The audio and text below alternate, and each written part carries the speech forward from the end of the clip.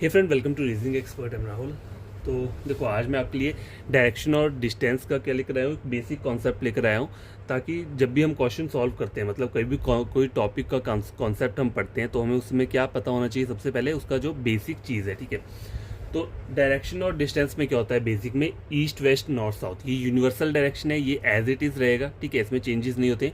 और इसे हम क्या बोलते हैं, सब डायरेक्शन बोलते हैं, ठीक है। सब डायरेक्शन हो गया।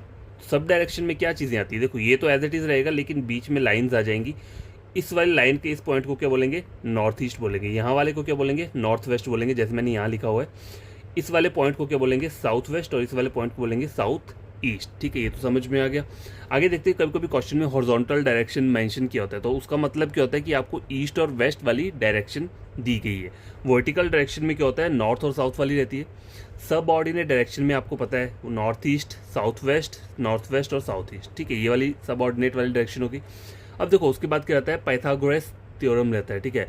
पाइथागोरस थ्योरम में क्या होगा, देखो इस तरीके से आपको पास एक परपेंडिकुलर एक डायग्राम रहता है, राइट एंगल ट्रायंगल दिया हुआ है, ठीक है। तो यहाँ पे इस वाली को परपेंडिकुलर बोलते हैं, इसे हाइपोटेन्यूज बोलते हैं, इसे बेस बोलते हैं, ठीक है। लेकिन हमें इससे कुछ लेना देना नहीं है। हमें एग्जाम में कहीं भी क्वेश्चन आता है, तो मतलब कुछ बन रहा होगा, तो वहाँ पे एक साइड आपको फाइंड आउट करनी है, उन दो की साइड्स का आपको नंबर दिया है। तो जैसे कि ए सी को आपको 4 दिया हुआ है और बी सी के लिए आपको 5 दिया हुआ है, और आपको निकालना क्या है, ए बी निकालना है, ठीक है। तो देखो यहाँ पे मैंने कुछ फार्मूलाज लिखा हुआ है।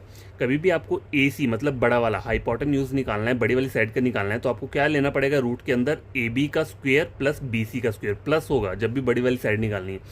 लेकिन अगर आप ए बी निकालते हो या फिर बी सी निकालते हो, तो उसमें क्या होगा, ए सी का स्क्वायर तो आएगा और साथ में बी सी का भी आएगा यहाँ पे, मतलब ए बी निकालने में, लेकिन वहाँ पे क्या होगा, माइनस चलेगा। छोटी वाली साइड में जब भी करेंगे तो माइनस चलेगा, ठीक है। ये बात याद रखना। तो जैसे कि अगर मुझे ये निकालना है ए बी, तो ए बी का फॉर्मूला क्या है यहाँ पे, A C square minus B C square. तो ए सी स्क्वेयर क्या है, 4, 4 का स्क्वेयर कितना होता है 16, और माइनस कितना होता है, बी सी कितना दिया है 5, 5 का होता है 25, 25 का ये, ठीक है। 25 आ गया। अब 25 मैंने 16 करूँगा तो कितना हो जाएगा, 9 आ जाएगा, रूट 9 आ जाएगा। तो रूट 9 किसकी वैल्यू होती है, इसको अगर हम सिंप्लीफाई करेंगे तो क्या आता है 3। तो इसका जो आंसर आएगा वो 3 मीटर है। तो मीटर में अगर दिया होगा तो मीटर कर देंगे, ठीक है, इस तरीके से। तो आई होप आपको ये चीज़ समझ में आई होगी।